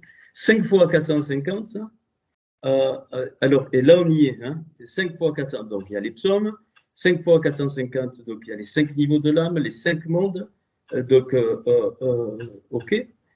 Et 450, c'est Kol Aneshama. Toute la Neshama, 450. Donc, les cellules de l'arche représentent, il y a plein de choses qui représentent les parties de la Neshama. Et donc, quand le 450, eh bien, tu le ramènes donc, à la fameuse taille, la grande taille de l'arche, mais tu retrouves les mêmes dimensions en tout petit, tu vas trouver, si tu divises, on va trouver le 450, tu divises par 10, ça fait 300 devient 30, 50 devient 5, et 30 devient 3. Hein, c'est pas un jeu, c'est comme ça, c'est le 450. Et bien, tu obtiens donc 3, 5, 30, que multiplie 5. Le 30, c'est le Lamed, le 5, c'est le He, et le 3, c'est le Gimel. L'Ahag. L'Ahag, c'est une seule fois dans tout le Tanakh, il intervient, c'est dans Ecclésiaste 12, 12, quand il est parlé que sa parole, c'est comme des clous, ainsi de suite. Et donc l'Ahag, ça veut dire l'étude. Il dit que l'étude, elle est fatigante pour Bachar, pour la chair. Ah. L'Ahag, Lamed et Gimel, ceux qui connaissent un peu l'hébreu, vous y allez. Je peux vous le lire, mais je vois l'heure qui tourne. Voilà, Kohelet 12, 12. Donc, il vient de dire que la parole, c'est comme des aiguillons qui sont comme des clous. Hein. Et alors, il est dit, juste le verset avant, Béali, donc par les maîtres, hein, c'est des clous qui sont plantés par les maîtres et qu'ils ont fait assez forte des recueils, des ensembles. Donc, c'est une construction. Donc, assez forte, et il est dit Nitenu, qui sont donnés Meroé, c'est-à-dire d'un berger. Donc, ça, cette notion, c'est le mot de Roé, le berger, c'est celui qui inverse le mal. Il faut comprendre Erat, unique. Ok. Et puis il dit donc Veiten et en plus donc alors Meama de eux, enfin de ses maîtres, il dit béni donc mon fils donc Azéar attentif donc et shoot Sepharim fait des livres Sepharim et Sepher ça veut dire compter, va compter et Sepharim ça fait donc la valeur excusez-moi, hein, je suis un peu fatigué, de 390, c'est la Neshama. Neshama. Il lui dit en abondance, vas-y en abondance, parce que Einkent, donc sans fin, et donc et c'est là qu'on trouve le mot les hags, et donc une étude en abondance. Eh bien, fatigue, le mot fatigue Bachar la chair. Alors, je ne sais pas si je le fais maintenant, parce que je voulais vous faire que l'arche, elle devait être enduite de gopher à l'intérieur et à l'extérieur. Mibeit, dans la maison, ça veut dire, on traduit ça par à l'intérieur, dedans, et dehors, ouais, je le fais maintenant, umitrutz. Umitrutz, aïe aïe aïe. Là, tu comprends. Route, ça veut dire en dehors, extérieur, 144. Les 144 premiers psaumes qui n'incluent pas les 6 à part à la fin, et comme il y a le vav, V ou misrot, 150. Donc, les 150 à l'extérieur, ça veut dire quoi? Ça veut dire que les 144 premiers psaumes vont être utiles pour regarder à l'intérieur, mais il faut régler de l'extérieur, parce qu'il y a eu la chute. Et donc la nefesh a pris donc une place importante, si je vais vous montrer. Et la nefesh, c'est ça qui donne la vie à la bachar. Et donc, quand l'Ecclésiaste 12, il parle du lag, l'étude, il n'est pas en train de dire, écoute, ne te fatigue pas dans l'étude. Il dit, non, non, non, non, non. L'étude, quand tu vas dans l'étude pour construire la neshama, ça va massacrer la chair. Ça va massacrer tout ce qui doit être reconstruit. Et donc là, tu comprends. Et c'est pour ça qu'il y a une foule de psaumes, j'ai noté quelques-uns, je vais en parler tout à l'heure, où David parle de Nefeshi, Manefesh, il parle de Manefesh. Parce que c'est par là, obligatoirement, comme on est tombé dans ce monde, c'est par la Nefesh que ça va se passer. Et tu ne peux pas accéder, écoute bien, la Nefesh ne peut pas accéder donc à sa propre mort, pas qu'on n'aura plus de Nefesh, à la réparation de sa propre mort, si elle ne comprend pas qu'elle ne peut pas monter sans les psaumes, elle ne peut pas. C'est-à-dire sans les souffles, elle ne peut pas. Même si tu n'as jamais lu les psaumes, ce n'est pas ça le problème. C'est le principe des psaumes, de la Teïla. Le principe de la Teïla, c'est pour la Neshama. On est obligé de passer par la Nefesh. Quand je lis la Torah, j'utilise mes yeux. Et mes yeux, c'est la Nefesh qui lit, c'est pas la Neshama. La Neshama, elle est à l'intérieur. Et c'est pour ça qu'il dit, tu enduis dehors et dedans. Les deux. Il faut les deux.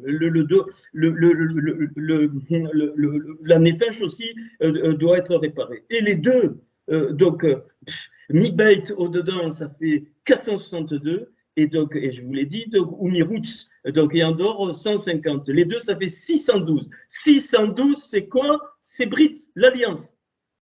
Voilà pourquoi il y a eu l'alliance après l'Arche de Noé. Et donc, cette alliance, en fait, cette alliance, elle te dit que tu vas être construit, réparé dedans, mais ça passe par le dehors. Et quand ça passe par le dehors, et donc le dedans, tu vas trouver la Torah, c'est le poisson caché. Le dehors, il va regarder vers quoi? Vers l'échelle pour monter en haut. Et c'est pour ça que le souffle peut descendre. C'est magnifique. Et maintenant, je comprends pourquoi je me suis acharné à vous dire, mais tu n'as rien à faire, tu as juste à être ce que tu es. Ce que Hachem a voulu, pas ce que tu es dans ta nefesh. Et le combat, il est là. Le combat, il est là, c'est que on cherche des tas de trucs, et on croit être vraiment même dans la parole, tout ça, et on est à côté de la plaque complètement. C'est pour ça que la religion est complètement à côté de la plaque. Ta nefesh, elle te sert uniquement pour pouvoir voir les choses matérielles qui sont une image de l'intérieur du mi-beit à l'intérieur.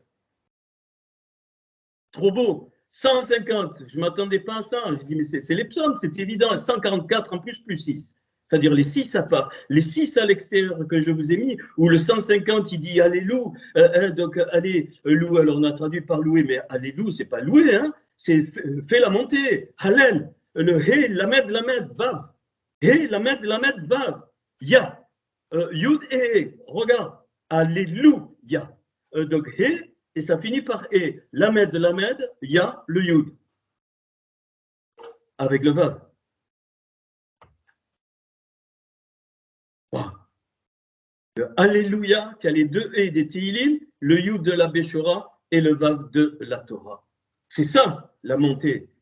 C'est ça, c'est pas je te loue, Seigneur. Tu crois qu'il a besoin d'être loué, le Seigneur? Non, mais il faut arrêter ça.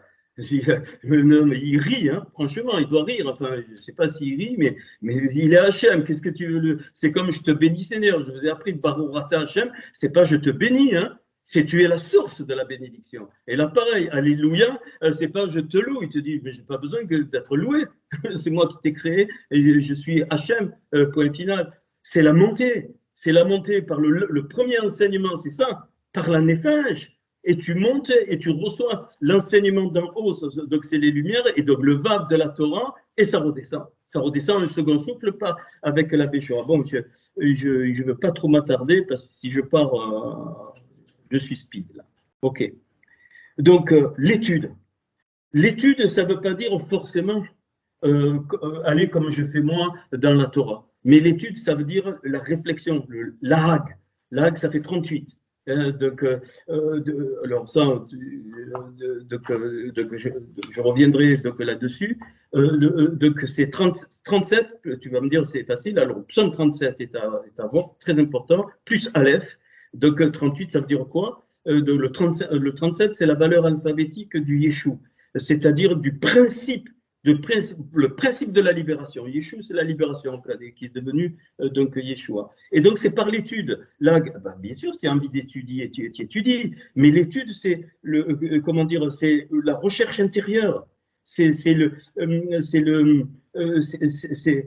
rentrer dans sa maison, hein, par l'extérieur. Et bien et c'est pour ça qu'on dit l'erlera, va pour toi, va à l'intérieur, va dans ton jardin. Va dans le Hagan. Et le peuple doit aller vers le Hagan, le jardin évidemment d'Éden, mais qui n'est pas un lieu physique de notre planète, mais qui est un lieu dans les mondes d'âme. Bon, je vais passer des choses parce que sinon je vais pas m'en sortir. Alors, je vais le faire, je crois, maintenant, puis je reprendrai là, mais si je le fais maintenant, je ne vais pas y arriver. Je ne vais pas y arriver. Alors, comme des perroquets, pardon, hein, je ne suis pas... Comme des perroquets, Galates 5, et j'ai pas le texte original, c'est dommage, mais j'ai trouvé. Galates 5, versets 19 à 21. Paul, qu'est-ce qu'il fait? Il dit, ne marchez pas, ah tiens, suivant la quoi? La bachar. Ah, la chair. Et qu'est-ce qu'il donne? Il donne 15 noms. 150 psaumes. Chaque nom qu'il donne, tu peux aller dans un psaume. Ou plusieurs. Alors, nous, on a traduit débauche, impureté, dérèglement, enfin, tout ça, et puis tous étaient là en disant, là, ok. Après, je suis obligé de... Alors, je ne vais pas le détailler, mais je vais vous faire donc un tableau, certainement. Alors, le premier mot qu'il donne, il dit « Newfim ». Alors que tu trouves, j'ai tout mis toutes les références dans la Torah, évidemment. Donc, j'en donne quelques-uns. Exode 20, 14, c'est les adultères. Hein, donc, les adultères, donc c'est Néophim. Et donc, ça fait 181, donc la valeur. Et l'adultère, bien sûr, il y a l'adultère physique, mais oublie ça. Hein, donc, l'adultère, la religion est le plus grand adultère qui puisse exister par rapport à Dieu. Le plus grand. C'est le viol de l'épouse, hein, carrément. C'est vraiment, c'est le refus d'être dans le kéli, dans le vase qui forme l'épouse. Alors, tu trouves Naïfim dans le psaume 50, verset 18. Jérémie 9, chapitre. Après, il parle de la prostitution, les zanotes. Le deuxième, hein, il dit, voilà, donc zanotes, donc ainsi de suite, qui est la prostitution, c'est quasiment, c'est presque la même valeur que la bina. La prostitution, c'est les faux prophètes. Ce sont des prostituées. Total, ils prostituent leur entourage. Ok, bon, j'ai pas trop la touma. On a traduit par impureté. Touma, c'est le blocage. Hein, Atum, c'est le mot atome en hébreu, ça veut dire fermé. Hein. Un atome, c'est quelque chose qui est fermé. Atum, donc touma, eh bien c'est bouchon. Puis il parle du zima, c'est-à-dire le crime. Alors, le crime, valeur numérique 52. Tout ce qui vient de Eliaou, très peu le supportent. C'est pour ça qu'il a dû confronter, là je descends de niveau, je descends un petit peu pour qu'on comprenne, il a dû confronter les prophètes d'Astarté, de Baal, tout ça, de bien comprendre. Et quand je dis Eliaou, c'est pas forcément un homme. Hein, et c'est pour ça que Eliaou, qui représente le Hanavi, obligatoirement, c'est une vraie artère prophétique, enfin, dans le sens de la Torah où je vous l'enseigne, forcément, c'est obligatoire que tu vas susciter de toutes sortes de choses mauvaises donc, autour de toi. Donc c'est Zima, c'est ce que j'ai trouvé enfin, d'un Galate, c'est traduit du grec. Bon, j'ai réussi à aller dans les mots hébreux sans pas trop toucher. Puis il parle de l'idolâtrie, la Vodazara. Alors oui, alors Zima, tu trouves Psaume 21, verset 12, Psaume 26, verset 10, Psaume 119, verset 150, Psaume 139, verset 20. Bon, je vais vous faire un tableau, sinon on ne va pas s'en sortir. Alors, juste, je vous donne ça. Le 6e Élim, donc, c'est-à-dire toutes les idoles. Alors, et les idoles, il y en a des paquets, hein. C'est pas que les idoles en carton ou en bois, ou pas du tout. Les Élim, donc, valeur numérique 121. Donc là, c'est une clé, d'où le psaume 121. Les Élim, tu peux pas. Si tu ne montes pas, tu es forcément idolâtre. Obligatoirement, même sans le savoir, même en pensant ah non, pas du tout, moi je fais rien. Si. Parce qu'il faut monter. Si tu ne montes pas, ok. On trouve, donc, excusez-moi, donc ce Élie, alors, donc je le renvoie. Les idoles, donc je vous dirai pourquoi. Alors, psaume 96, verset 5, psaume 97, verset 7. Mais c'est les Élim, c'est pas très loin d'Elohim, hein, le nom, mais c'est les Éli. Il y a un lamed, il y a deux yud, enfin, Elim, ça vaut 121, donc c'est le psaume démonté. Mais parce que Nefeshi, ma Nefesh, est remplie d'Élim, pas à l'intérieur d'elle. Elle a les portes ouvertes à beaucoup d'Élim. Beaucoup. Alors, tu vas trouver Nefeshi, ma Nefesh, 90 fois dans les psaumes. Toute seule, hein, rien que le mot tout seul. Plus quand il est conjugué, ainsi de suite, tu en trouves encore plus. 90 fois. Et donc, donc ces 90 fois apparaissent dans 104 psaumes. 104 psaumes, et 104 psaumes, tu as compris, hein, c'est Béhémouna, c'est-à-dire c'est contre le principe de la Émouna que personne ne peut connaître qui vient de Hachem. Eh bien, ce sont des portes de la Nefeshi et qui font rentrer des mauvais souffles qui vont bien, froisser, onduler, perturber la Neshama. C'est le plus qui sort, 90 fois, 104 psaumes. Je t'en donne quelques-uns, psaume 3, psaume 6, psaume 7, psaume 38, bon, il y en a plein.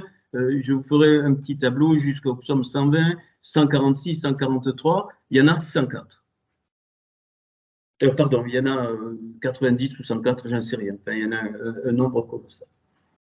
Bon, après, il parle des combats, des luttes, des perturbations. Tous les mots hébreux, je les ai, mais je ne vais pas. Alors, je donne juste donc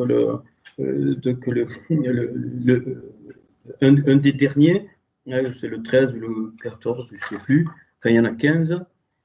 Donc, Marlowe Roth, donc, qui est en fait les divisions. Hein. Et les divisions, c'est 584, c'est exactement la même valeur que Pekudat. Pekudat, c'est le jugement, et c'est lié à la bouche. La bouche, c'est le Lachon Hara, mais qui n'est pas la médisance chrétienne, on s'en fout de ça, c'est pas ça. Hein. C'est que on ne comprend pas que eh bien, le langage le langage de la néphinge, à cause de ces portes dont j'ai parlé, eh bien, a une grande faiblesse depuis la chute, eh bien, à bloquer donc, les mauvais souffles qui sortent donc, par la bouche.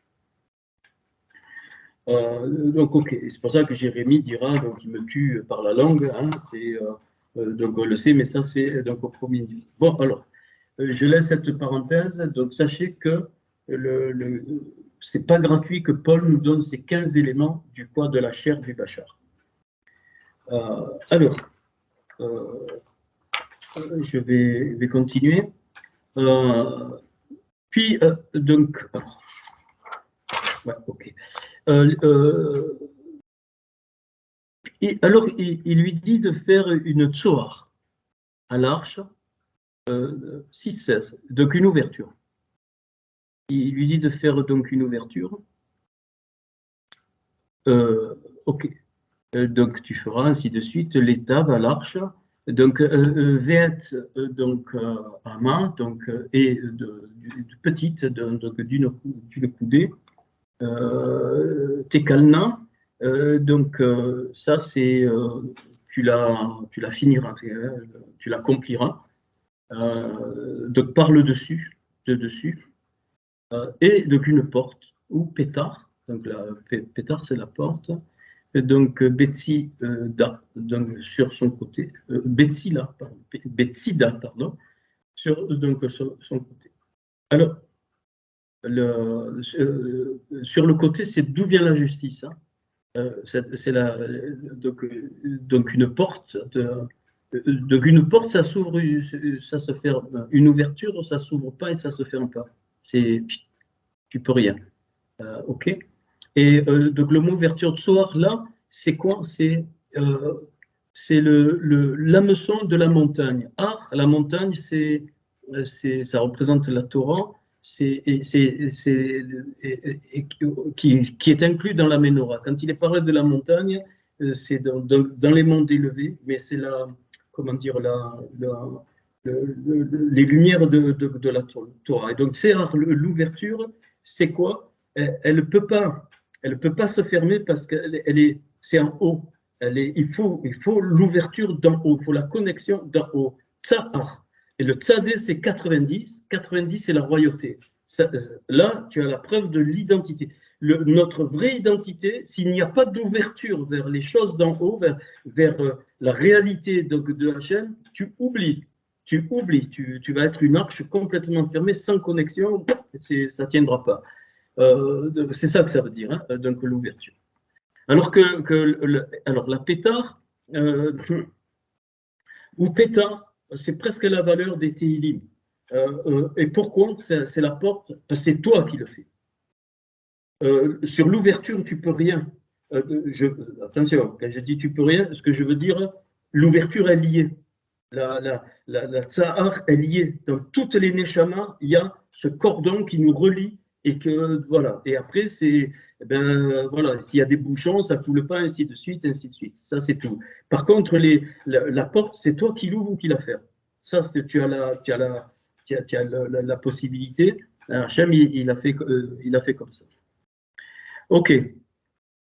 Donc tu la mettras, alors il lui dit, tu mettras 3 étages, d'où le 3 qu'on retrouve dans les hauteurs, donc j'y reviens pas. Puis, quand alors, excusez-moi, donc très intéressant, je ne sais pas, hein, mais alors là il faut un peu. Enfin, pas comme il faut, je ne sais pas. Chapitre 8, verset 6, quand c'est fini, enfin, le truc. Alors, si vous remarquez bien, quand les eaux vont décroître, bon, je vais en parler peut-être tout à l'heure. Alors, je reviens un petit peu donc en arrière. Voilà. La valeur numérique de tout, de tous les psaumes, je trouve un seul passage qui a la même valeur, à partir de Genèse, Bereshit 7, 22 jusqu'à Exode 5, 18. La valeur, c'est 4 937, on s'en fout. C'est exactement la même valeur. Et Genèse 7, 22, c'est quoi? Il détruit toute chair, ainsi de suite. Qu'est-ce qu'il est dit? Et il y a eu 150 jours. 150 jours. On le prend en français si tu veux. Bon, en hébreu, c'est pareil. Hein, enfin, c'est pareil. Pas tout à fait. Voilà. Tout ce qui avait respiration, souffle de vie dans ses narines et qui était sur la terre sèche mourut. Tous les êtres qui étaient sur la terre, ainsi de suite, ainsi de suite. Les eaux furent grosses sur la terre pendant 150 jours. Donc, il nous renvoie au psaume, évident. Hein. Et donc, bien sûr, là, c'est l'histoire de matériel, mais quand il est dit qu'il a tout détruit, c'est quoi? C'est toutes les portes de notre nefesh.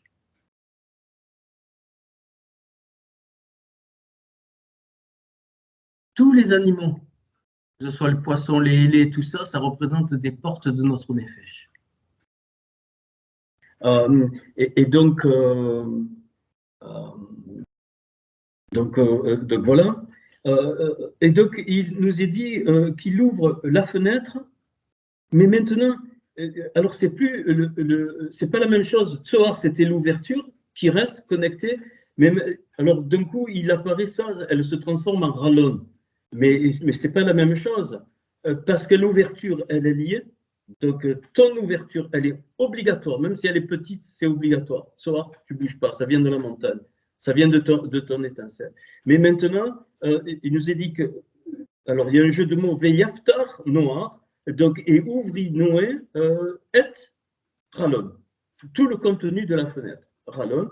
Donc, on retrouve le mot porte, donc, Veyaftar, c'est le même mot, donc ça veut dire que c'est à nous, hein, c'est à nous, Noah, de quoi? De prendre cette grâce, cette faveur, ce règne, cette faveur qui est quoi? C'est nous qu'on ouvre la porte. Et être à l'homme, ça fait quoi? 495. Teilim, les psaumes. Ouais, ça veut dire que la fenêtre il a ouvert lui par les psaumes et c'est passé par l'ouverture du Tsoar de la montagne. C'est donc l'échelle de Jacob, mais au niveau de Noé. Il a libéré les anges. Oui, par les psaumes, il a libéré les anges, mais pas les psaumes, tu ne vas pas réciter des psaumes, c'est pas ça. Le principe des Teilim, tout le principe, alors bien sûr, on va trouver, on trouve déjà des choses, eh bien, j'ose dire, tu façonnes des anges, tu façonnes des malarim qui montent. Ils montent, ceux-là, ils montent, et ceux de la chair, ils ne peuvent pas monter. Il faut que ceux de la chair, ils doivent être anéantis complètement. Voilà, quand il ouvre la fenêtre, c'est appui. Alors il nous est dit, alors, comme tout est lié, c'est difficile d'expliquer, mais vous avez compris. Puis, qu'est-ce qu'il nous est dit? Il nous est dit, alors à un moment donné, donc l'eau descend, et puis donc il veut voir si la terre, si c'est sec, mais tu veux pas, il faut un peu réfléchir. Et donc le mot sec, c'est donc Veyoshet, donc ça a séché quoi? Amaim Meol Aretz, c'est-à-dire les eaux Meol de sur de la terre. Et donc Amaim, c'est quoi? Amaim, la royauté. Les eaux, la royauté, mais attention, la royauté de la nefesh, donc méol, donc c'est la même valeur que les yeux, avec les yeux de la nefesh, et Haaretz, c'est le 296, c'est-à-dire tout ce qui est la matérialité, mais dans le mauvais sens, parce que la matérialité est nécessaire, mais ce qui est intéressant, c'est la somme. Amaïm Meol Haaretz, ça fait 531. 531, c'est quoi? C'est le Amen Nefeshi, c'est-à-dire le d'accord de ma nefesh, ou encore c'est le Kad, donc à Bachar, c'est-à-dire la cruche de la chair. Ça veut dire quoi ce passage? Ça veut dire que Noé, il a regardé si toutes les portes de la nefesh avaient séché. Wow.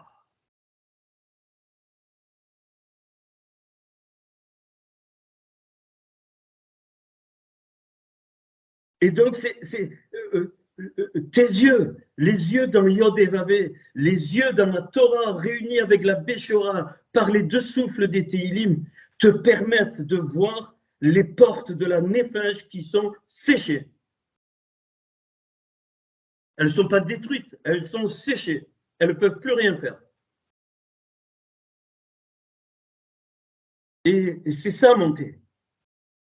Et là, la peau, elle diminue. Et, donc la peau, elle diminue. Et donc voilà. Et puis, alors, et puis quand, alors, puis, donc dans le même passage, qui baïm, hol penei hol donc haaretz, car les eaux étaient sur la face de toute la terre. Donc, sur toute la terre, 396 à Yeshua, la délivrance, et le reste, car les eaux hol penei, car les eaux étaient sur la face, 380 Yeshua. Le Yeshua qui a perdu le vav. Le Yeshua qui a perdu le vav, et donc là, donc le Yud, bon, c'est quoi? Donc le Ain, c'est la source, le Shin, c'est le Mashiach, c'est quoi? C'est le principe de celui qui retient que la Béchora. 380. Le principe de celui qui retient que la Béchora, eh bien, il va complètement louper la Yeshua, c'est-à-dire la délivrance. Voilà ce que ça me dit. C'est pour ça qu'il regarde, car les eaux étaient sur la face de toute la terre. Et à Yeshua, tu as encore le He final, le Yud et le Vav.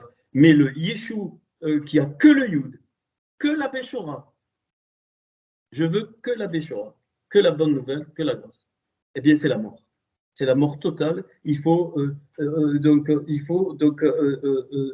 assécher. Hein. Et c'est là qu'apparaît pour la première fois le Ayona, la colombe. Et Ayona, je l'ai dit, elle a les 4 lettres des Teilim, de la Béchora et de la Torah. Ok, bon. Puis il fait, alors, ce que je viens de dire, la sèche, il envoie qui, quoi? Le corbeau. Erev. Erev, c'est le même mot que soir. Ain, Resh, donc Ebet, c'est ça la racine du mal. Le Ain et le Resh, hein, c'est le Ra, c'est le mal. Donc, le corbeau, il fait des allées et venues, et puis à un moment donné, il ne revient pas. Mais donc, il y a eu le sèchement. Donc, il ne revient pas. Ça, le corbeau représente ici toutes les portes de la chair. Ce que la Torah appelle la chair, qui n'est pas avec la chair de ce qu'on connaît, du monde religieux. Puis, pour la colombe, il va attendre 7 jours. Donc, c'est unique quand même, parce que Sheva, c'est Sheva. Là, il dit Shevat. Et sans le tav, on ne comprendrait pas. Shevat Yamim, donc 7 jours avec un tav. Verset 10 du chapitre 8. Excusez-moi. Donc, Arorin, c'est-à-dire c'est après, hein, 7 jours, donc après.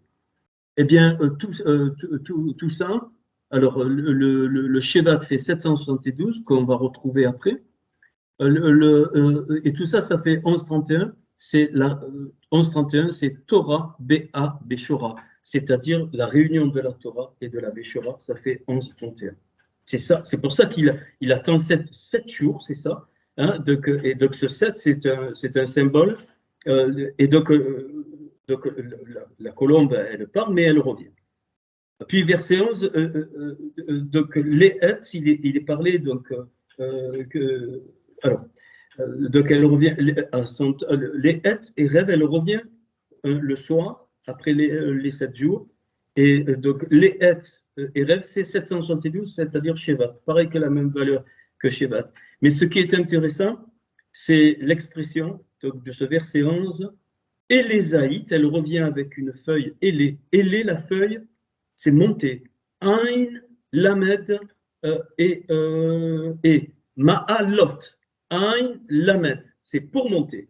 Donc, elle revient avec un élément pour monter qui est quoi? Zaït. Zaït, c'est l'huile. Hein, donc, l'huile.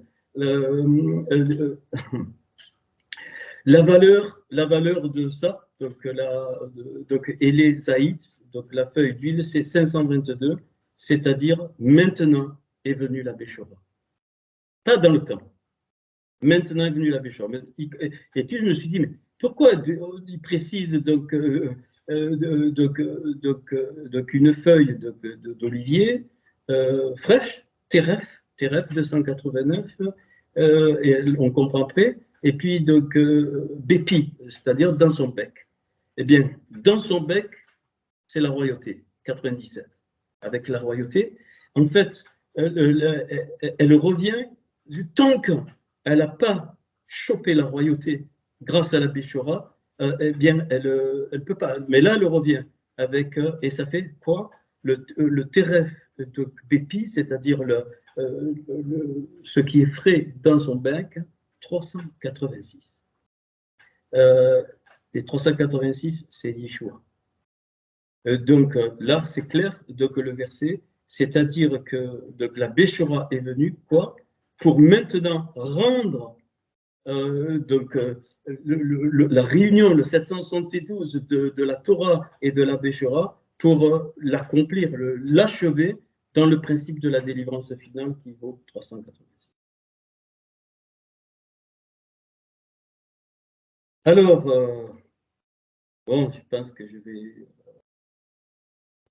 ouais, allez, je fais suivre le verset 11. Et donc, alors, nous, on lit donc Veyada noir et Noé connu, qui Kalon, donc Amaïm, car les eaux, donc il a connu donc que les eaux Méol, donc Aretz, donc étaient donc sur donc, la terre.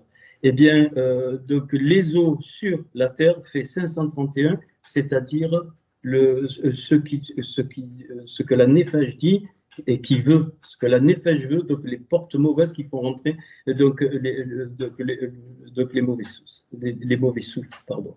Donc il faut les exterminer. Or la valeur de ce verset 1, enfin exterminer les portes, les assécher, et ce verset 11, enfin cette partie de verset 11 fait 845. 845, 450 plus 395. 395, Neshama, 450, Kol Neshama. Neshama, toute la Neshama, et on a vu que le 450, c'était lié donc, aux cellules de l'arche de Noé avec les 150 psaumes, et 450, c'est aussi Témim, c'est-à-dire la Neshama Témi parfaite. Donc, là, alors après, il faudra aller chercher dans les psaumes, bon, j'ai trouvé déjà des choses, mais donc le but, c'est d'arriver donc à une neshama parfaite, et pour ça, donc c'est alors Veyada, j'ai oublié de vous détailler, mais Veyeda est connu Noé, Veyeda c'est 90, c'est-à-dire qu'il a là la royauté, il a connu la royauté, c'est la même valeur.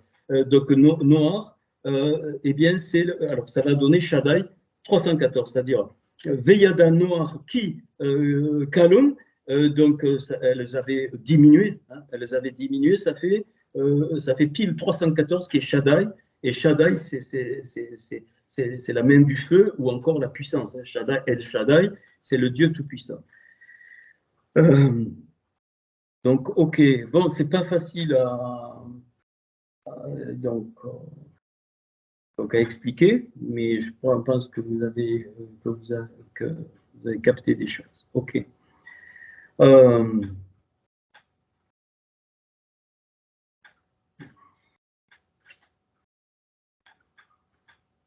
Ok. Et à un moment, la colombe ne revient plus. Elle ne revient plus. Et Noé comprend. Et ça représente le dernier Gilgul. Elle ne revient plus. Fini. Et ça, c'est pour nous, ça représente ça. Et c'est pour ça que maintenant, il n'est plus dit Ayona, mais il est dit Et Ayona. Tout le contenu de Ayona, donc les deux et le Yud et le Vav, les Teilim, je répète, la Péchora et la Torah, et Et Ayona, ça fait 477, 9 fois 53. C'est-à-dire, il retrouve les 9 lumières dans le jardin. Et donc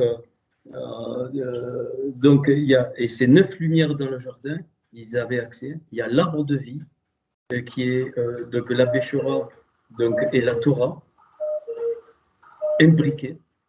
L'arbre de la connaissance du bien et du mal, qui pour moi sont aujourd'hui sont représentés par les psaumes, et tous les autres arbres qui étaient centrés sur la Torah, parce qu'il est dit il y avait tous des arbres bon mangés, il livrait les 9 lumières du fameux tableau que je vous ai donné dans le jardin. C'est le Et à Yona. Et c'est pour ça que c'est une colombe qui est apparue sur Yeshua, entre guillemets, hein, quand donc il est venu. Ok. Et qu'est-ce qu'il est dit? Et je vais arrêter là. Donc il n'est pas dit, c'est dans des évangiles, je ne sais plus où, Luc, je crois, Luc chapitre 4. Luc chapitre 4, mais bon, on n'a pas. Luc chapitre 4, qu'est-ce qu'il est dit? Une fois que donc, la colombe a fait entendre une voix, hein, donc il est extrait de moi, donc donné par le Adam Kadban. Qu'est-ce qu'il est dit? Il est dit que l'esprit, la voix, donc représenté, qu'est-ce qu'il a fait? Il a conduit, la première chose qu'il a fait, il a conduit dans le désert. Et dans le désert, c'est l'assèchement des portes de sa nefesh.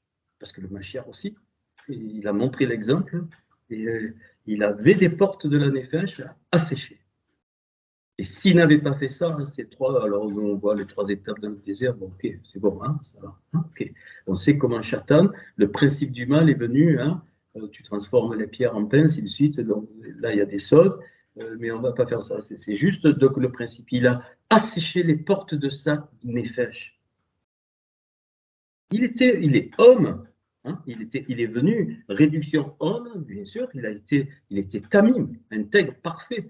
Hein, donc, mais il a montré que sa neshama aussi devait être aussi réparée, non pas pour lui parce qu'il est la réduction du Adam Kadmon, mais pour l'ensemble de l'humanité. Pour l'ensemble de l'humanité. Donc c'est un principe qui livre donc à ce moment-là. Donc et c'est pour ça qu'il est dit dans un autre, à un moment donné, il dit carrément, il dit, mais il est parlé de moi partout, dans la Torah, dans les prophètes et dans les Ketuvim, c'est-à-dire les psaumes. Hein. Et il connaissait parfaitement les psaumes, tout, hein, il connaissait.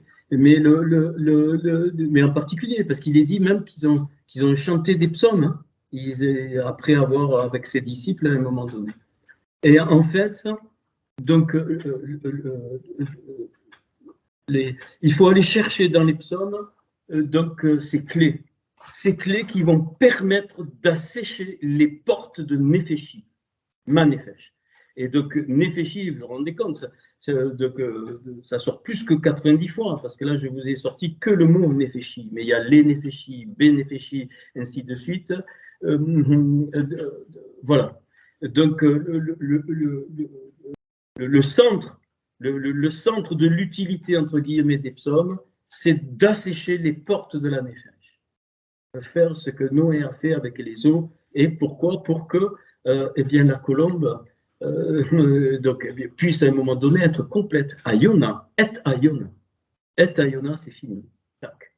Alors ça, c'est pour chacun de nous, mais pas de façon individuelle, hein, mais aussi pour l'ensemble. Et il y aura le Ketz. Il y aura le Ketz pour toi. Donc le Ketz, c'est 190, c'est la fin pour toi. C'est-à-dire la fin de quoi? La fin des Gilgulim, la fin des Gals. Tu reviendras pas. Ça ne veut pas dire que tu connaîtras tout. Hein, je ne sais pas où on ira. À un moment donné, tu vas, hop, ok. Et dans une vie, il y a l'histoire du corbeau, du soir. Il y a eu un soir, il y a eu un matin. Yehi Erev, Yehi Boker. C'est exactement ça. Donc, c'est-à-dire que dans une vie, eh bien, il faut que le corbeau, il vienne et il revienne de l'arche jusqu'à ce que lui parte. Il trouve la terre. C'est pas la même. C'est-à-dire, la terre sèche, l'eau est asséchée, il voit la terre. C'est-à-dire, eh bien, donc il faut assécher le Amen à la Nefesh. C'est ça le corbeau. Hein, et à partir de là, alors après, il y a l'histoire de la colombe. Et c'est-à-dire, on rentre là, une fois que les portes de la Nefesh sont asséchées, alors la Neshama peut être reconstruite Pourquoi? Parce que maintenant, les portes étant asséchées, eh bien, c'est tous les souffles positifs de la Torah qui vont rentrer et qui vont réparer l'intérieur, c'est-à-dire la bouche.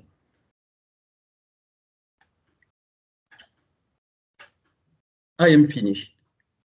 I am OK. J'ai fini.